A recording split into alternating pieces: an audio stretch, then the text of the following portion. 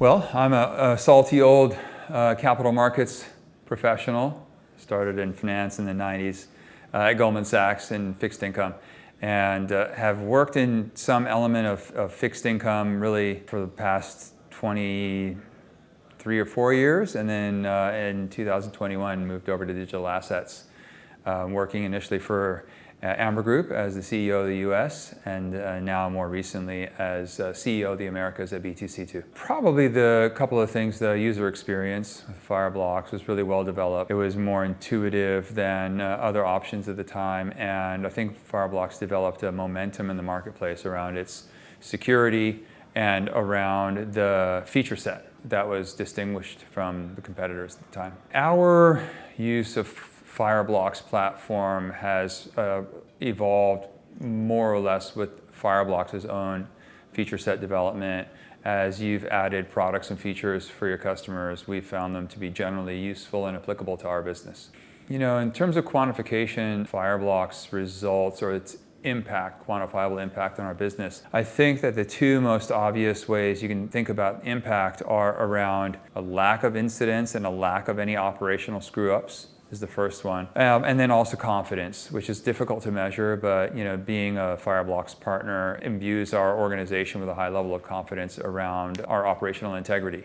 And that's tough to measure in a quantifiable way, but it's critical to retention and to the effective functioning of an organization. I think that Fireblocks has a giant installed user base, so that's one of the natural touch points with our customers as we continue to grow our customer base, is this idea that we're on Fireblocks, and oftentimes customers are on Fireblocks as well. And secondarily, we are now officially a partner to your network that you just launched. We're a big over-the-counter liquidity provider globally, and we really look forward to facilitating transactional activity within the Fireblocks environment and improving the user experience for your customers who want to transact in digital assets. So working alongside Fireblocks team to provide liquidity is another important development. The payments landscape is complex, and depending on what portion of the landscape you're talking about, whether it be cross-border or B2B payments or B2C payments, it's a high-dimensional space. Having said that, I think one of the big pain points that we want to solve is just simple stablecoin to stablecoin conversions. That's one area we'll be working together really closely.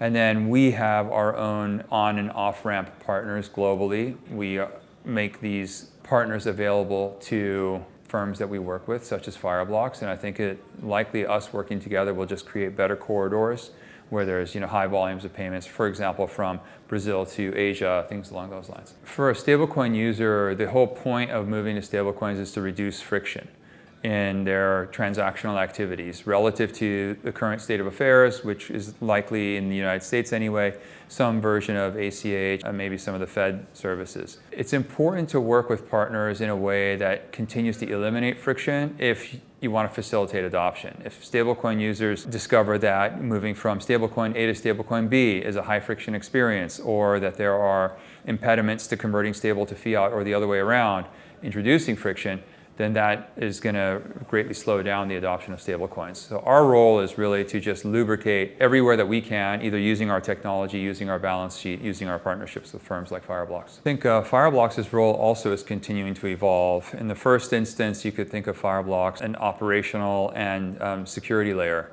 It's clear now that Fireblocks is also moving into facilitating transactional activity and also facilitating the ability to move value around quickly and safely. On a going forward basis, I see more activity in digital assets relative to traditional assets, and I see Fireblocks as an important provider of not only the operational and security requirements, but also some transactional activity. Our number one goal is to protect our asset base and the assets of our clients. So that's obviously first and foremost, is utilizing Fireblocks' extensive security capabilities to custody assets. But beyond that, we at B2C2 hope to be a central player in the growth of stablecoins in the real economy.